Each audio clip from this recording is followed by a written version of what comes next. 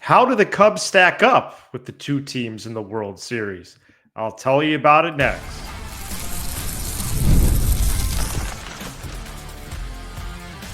You are Locked On Cubs, your daily Chicago Cubs podcast, part of the Locked On Podcast Network, your team every day. You are Locked On Cubs, part of the Locked On Podcast Network, your team every day.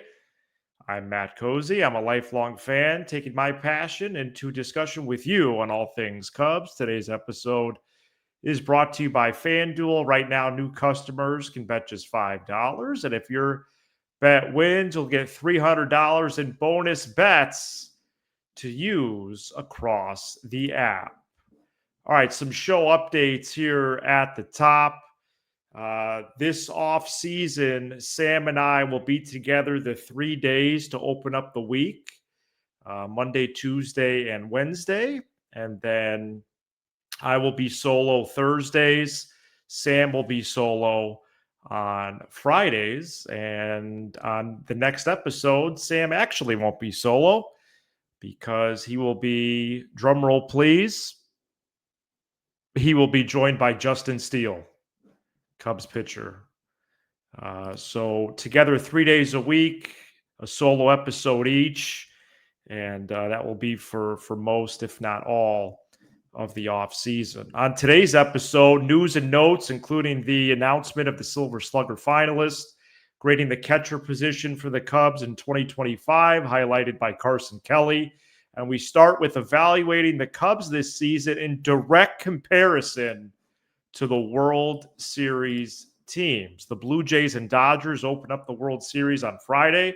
And while the Cubs were eliminated in the NLDS, they stack up pretty well with the final two teams remaining. And we're going to go to every phase of this great game that we love. And we're going to start with offense, where the Cubs finished fifth in all of baseball, fifth in baseball in runs scored, behind only the Yankees, Dodgers, Brewers, and Blue Jays. So familiar company just right away. All three teams in the top five.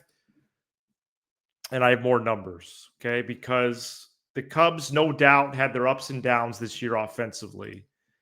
But Jed Hoyer pointed out last week that the Cubs are not more extreme than other teams. And he's right. They're not more extreme than the other teams. I did my homework. And I think there's something to be learned right here. Because we get so caught up in the daily rhythm of the season. And that is the rhythm of the season. It's a day-to-day sport. There's only one off day a week usually. But the big picture is that the Cubs offense was great in 2025, and it didn't do anything the Blue Jays or the Dodgers or any of the other top teams didn't do either. So let's get to it. For example, the Cubs scored only 106 runs in August, ranking a lowly 27th in all of baseball for that 28, 29, 30 game period. Okay, it's not a good ranking. They were bad in August. They started their slide a little bit in July. Bad in August. Started September that way, then got better. But man, that's a bad month. Well, guess what? The Dodgers were worse one of the months. 28th in run scoring in July. Third to last. Did you hear criticism about their offense? No. You hear criticism about their bullpen. I mean, not anymore. But you did in the regular season. I never heard about the Dodgers offense, not one time. What about the Blue Jays, Matt? Well, remember the Cubs ranked 27th in August in baseball in runs. How about to open the year in March/April? Blue Jays did not get off to a roaring start. They were 26th in runs in March and April. There's going to be struggles. I think what we've learned over the years of doing this show and covering a team on a daily basis, there's going to be the month pocket where you're bad. But the good teams and the great teams especially recover from that, and it really ends up being a blip on the radar. What becomes a problem if there's a 2-month pocket, which if you pool some together, the Cubs had that actually, and they still won 92 games. So let's keep going. Starting rotation ERA, Cubs were 8th in baseball. They finished in the top 8 in the starting rotation, and that was without Justin Steele. That was with a rookie in Cade Horton. That was with a project, and I don't know if he would admit it or not, but we said it right or wrongly at Matthew Boyd. That was with the ups and downs of Shota, ups and downs of Tyone, even though he was excellent down the stretch, including the postseason. That was with Colin Ray, who signed with the Cubs as a swingman. He didn't know he was going to start that many games. They finished 8th. Dodgers, this shouldn't be a surprise. Snell, Yamamoto, Glasnow, Ohtani, others. 5th in baseball in starters ERA. Blue Jays all the way down in 20th, and they're 4 wins away from a World Series championship. Bullpen ERA, Cubs 11th. They rank the best here in bullpen ERA. They also rank the best in the next category out of the 3 teams. Bullpen ERA, Cubs 11th, Blue Jays 16th, Dodgers 21st. And, we've seen both teams, especially the Blue Jays in game 7, use starters in the bullpen. That's an interesting strategy for the postseason. And finally, defensive runs saved. Cubs 2nd, Dodgers 3rd, Blue Jays 4th. Very symmetrical there. Cubs 1st. No, Cubs 2nd or Cubs 1st? Cubs 2nd. Rangers were 1st. So 2, 3, 4 right there. Cubs, Dodgers, Blue Jays, respectively. What are my takeaways from this? Well, the Cubs in 2025 had 92 wins, like we've talked about. Made their first postseason appearance in a full year since 2018.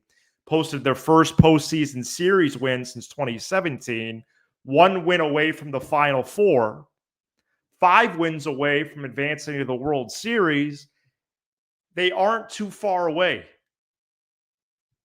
They're just not from having a really, really special season. And that goes without some caveats. Not to, including the postseason when you add Horton's absence. But hopefully this helps to prove really the closeness and connection of these teams and how the Cubs do stack up. And really they stack up nicely. A couple more notes here on the 3 teams. Cubs went 5-5 this year combined against them. Played the Dodgers. We remember this to open the entire baseball season with the 2 games in Japan at 5 a.m. Central Standard Time. They later finished the season series winners of 4 of 7, kind of an odd number of games there. I mean, it is an odd number, but then they lost 2 out of 3 to the Blue Jays. Notable players who have played for the Cubs, Blue Jays, and Dodgers: Justin Turner most recently, Darwin Barney, Cesar Izturis, Fred McGriff, Reed Johnson, Ted Lilly. Our trivia answer from last week: Henry Blanco, Hank White. And pretty cool that Darwin Barney only played for these 3 teams in his 8-year career. Coming up next, we get to a position that completely transformed from one season to the next. That's behind the plate. We review Cubs catchers highlighted by Carson Kelly next. Today's episode is brought to you by FanDuel. The NFL season is here, and FanDuel has an offer you don't want to miss. Right now, new customers can bet just $5, and you get $300 in bonus bets if you win. That's right. Pick a bet, put down $5, and if it hits, you'll unlock $300 in bonus bets to use across the app. All right, some local flavor here. The Bears are 6.5-point underdogs against the Ravens this weekend. The status of Ravens quarterback Lamar Jackson still very much in doubt. When that gets finalized, I wonder if that line moves at all. And I saw this earlier today as the Bulls open their season. Over-under win total for the Bulls this year, 33.5. Oof. So what are you waiting for? Visit FanDuel.com to download the FanDuel app today and get started. Today's episode is brought to you by Rougiette. Let's be real. Making excuses doesn't solve anything. We've all heard them before. It's just stress. I'm tired. It happens to everyone sometimes. And when it comes to performance, sometimes your body just needs a little extra support, and that's where Rougiette comes in. Rougiette.com offers fast-acting, doctor-prescribed treatments for ED designed to help you stop making excuses and start making moves. Rougiette makes it to get started. You just connect with a board-certified doctor, 100% online, no awkward waiting rooms, no in-person appointments, and if prescribed, your treatment ships discreetly straight to your door. The process is fast, simple, and private, and it's all handled by real doctors. Visit Rougiette.com, RUGIET.com/LockedOnMLB to get 15% off your first order. Rougiette.com/LockedOnMLB, and don't forget to use our code LockedOnMLB so that they know we sent you. Rougiette, stop making excuses and start making moves. Shout out to the everydayers, and you can become a Locked On Cubs everydayer by joining us for every episode throughout the week. In 111 games, Carson Kelly /249, 333, 428 with 17 home runs and 13 doubles. A really nice season. His best season in years. I should also mention OPS of 761. Defensively, he shined as well, handling pitchers. More on that in a couple minutes. Last week, he was named a Gold Glove finalist. That'd be awesome if he won. And what a turnaround this was for Kelly, who was okay in 2024 as a backup for both the Tigers and Rangers, got traded at the deadline that year. And then the year before in 23, played only 50 games, getting released by the Diamondbacks and then signing and barely playing with the Tigers to finish that year.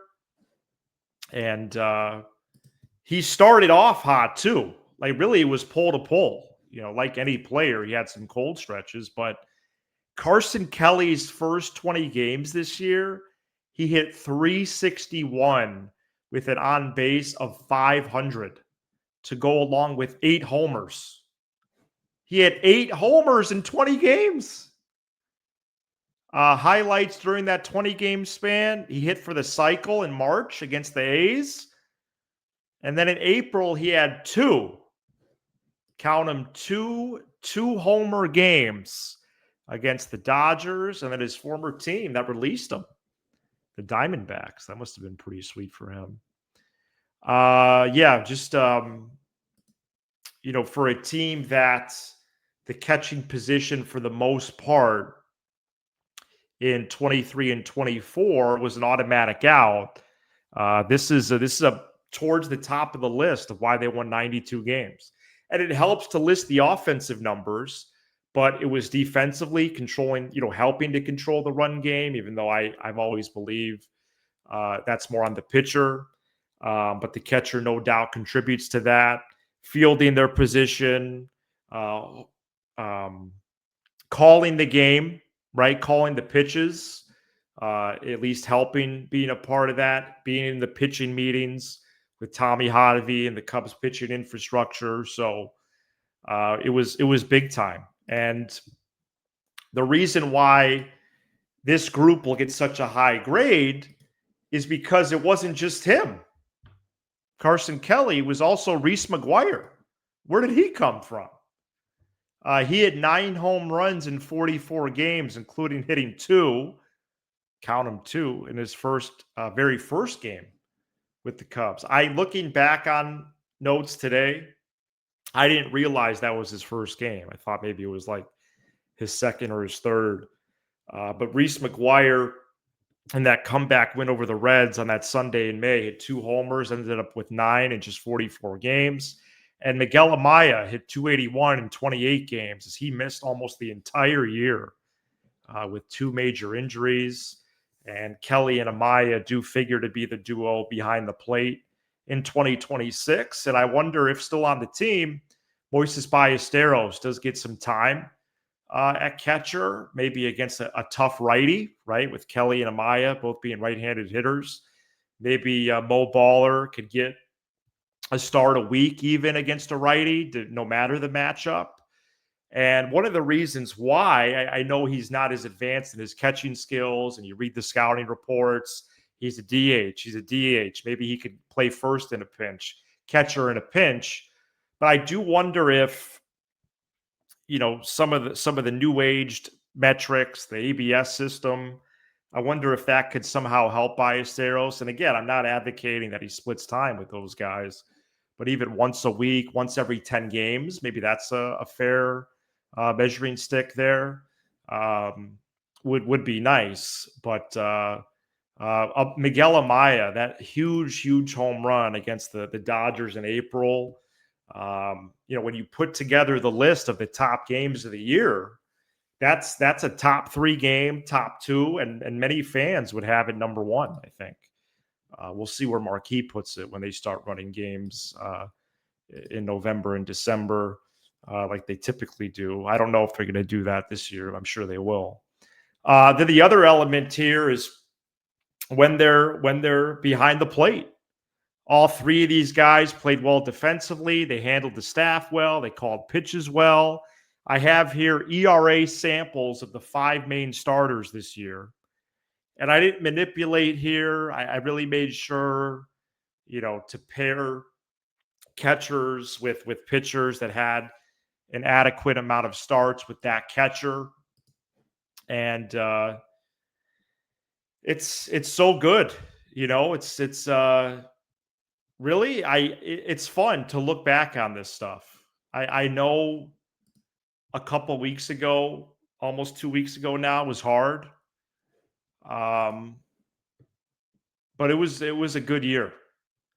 And, to finish 8th in baseball and starting rotation ERA, that's the catchers they're a big part of that. Matthew Boyd this year with Carson Kelly, 3.16 ERA. Cade Horton with Reese McGuire, 1.83. Shota with Amaya. How about that pairing? 3.18, right? Significantly lower than his season ERA, right? More than a half a run. Jamison Tyone, Jamison Tyone. I get emotional about the team that I love. Jamison Tyone, 3.59 with Carson Kelly. And man, Carson Kelly again, this time with Colin Ray, who had a 3.11 ERA with the Cubs veteran backstop, who is signed for 1 more year. Then there's an option for 2027. Amaya under control for more years. Reese McGuire is arbitration eligible, but with Kelly, with Amaya, with Ballesteros, I do think Reese McGuire is a pretty clear candidate to be non-tendered next month, though the Cubs have a lot of 40-man roster space to begin with, just with so many free agents departing. So we'll see. Maybe they try to keep them till the winter meetings or so, or something like that. This group is an A. 95% would be my percentage there. And they really infused and injected the unexpected into the team. What would be a reason why you would have a good year, even a special year at times? The catchers just go off, and that's exactly what they did. Coming up next, Silver Slugger finalists, Arizona Fall League updates on a few prospects, and a couple other news and notes as well. Stay tuned. Today's episode is brought to you by Prize Picks, the daily fantasy app where making the right call can actually pay off. You and I make decisions every day, but on Prize Picks, being right means cashing in. With football back, Prize Picks is the simplest and fastest way to get in on the action. Just pick more or less on 2 to 6 player projections, and you can turn your takes into real prizes, all in less than 60 seconds. When you play Prize Picks, it's going to be such a fun way to stay locked in for this football season. It's quick, easy. It's going to be your favorite way to follow along. And you could pick Josh Allen, more or less, passing yards. You could pick Saquon Barkley, more or less, rushing touchdowns, and a whole lot more. Download the Prize Picks app today and use code LOCKEDONMLB to get $50 in lineups after you play your first $5 lineup. That's code LOCKEDONMLB for $50 in lineups after your first $5 play. Prize Picks, it's good to be right. Make sure you're subscribed to Locked On Cubs on your preferred audio platform or YouTube. That way you don't miss any of the great Cubs content we've got for you. Next subscriber milestone for this program is 17,000. Shout out to Chris Bryant. Silver Slugger finalists released on Wednesday: Nico Horner, Pete Crow-Armstrong, and Kyle Tucker. All really good representatives there. Michael Busch was not named a finalist, so he must be fourth then, because the 3 finalists for first base of the National League are Pete Alonso, Freddie Freeman, and Matt Olson. All 4 of these guys' numbers are pretty close together. So I'm not, too distraught about it, but you would have liked to have seen Busch in there get rewarded for his work. The only thing that I'm hung up on, and it could be the really the main crux of the argument for Busch, is that he was second in the NL for first baseman in slugging, and Olson was fifth. So I know Matt Olson had a higher batting average, but some of these more power categories, home run, slug, WRC plus as well, runs created, goes in Busch's favor. So, yeah, I mean, you could make a case that was a snub for sure. A few prospect updates here. Arizona Fall League. They play the Fall League in November, almost all the way to Thanksgiving. Pretty wild there. All the fields there in Arizona getting used, the stadiums for spring training. Catching prospect Owen Ayers is 9 for 27 with 2 homers, more walks than strikeouts in 8 games. In 7 games, third base prospect Cole Mathis is 7 for 21. You might remember he got drafted a couple of years ago. He was a two-way player in college. He was elite at it. There was murmurs, there was rumblings that he wanted to try something like that, everyday position player, and maybe as a reliever out of the pen on the pitching side. But he's been mainly infield DH so far in the minors. A couple other hitters for the Cubs. Ed Howard, remember him? Drafted, Chicago, born and raised. He's 3 for 20. And Logan Poteet, another catcher, is 2 for 10. On the mound, the Cubs have 5 pitchers in the AFL, so they have 9 players total, which seems like more than usual. I don't remember exactly, but it just sounds higher than most years. The 5 pitchers in the AFL for the Cubs: Thomas Magnus, Luis Martinez Gomez, Coan Moreno, Matthew Peters, and JP Wheat. And Moreno hasn't allowed a run in his 7 innings so far.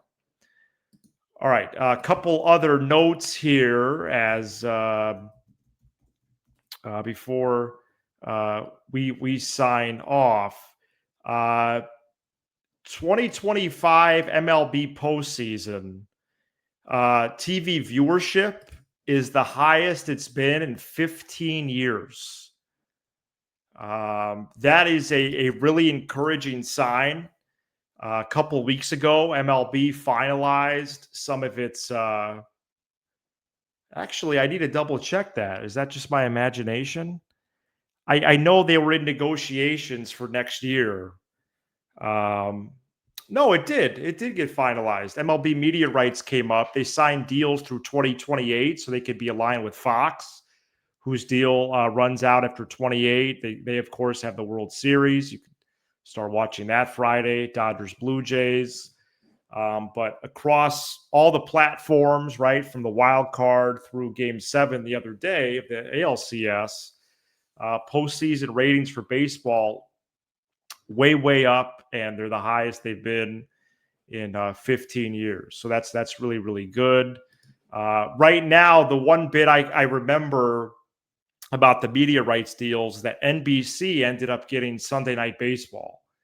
And so now NBC is positioning itself to have Sunday night sports. Would that be all 12 months?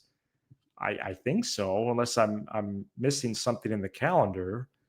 But between NFL, NBA, MLB, NBC is going to have sports on Sunday. And when the NBA and NFL is on, Sunday Night Baseball will be on Peacock, but it will be on NBC, the network, at least a few times there in the summer. And finally, on this day, on October 22nd, 2016, the Cubs defeated the Dodgers for the National League pennant. 11 days later, the Cubs won the World Series. This is Locked On Cubs, part of the Locked On Podcast Network, your team every day. For your second listen, find the Locked On MLB Game Night show. Every game, every night, until a World Series champion is crowned. Get local analysis on a national scale. Find MLB Game Night on Locked On MLB on YouTube or wherever you listen to podcasts. All right, Sam will be back on Friday to close out another great week here on Locked On Cubs. I'm Matt Cozy, and this is Locked On Cubs. Go Cubs.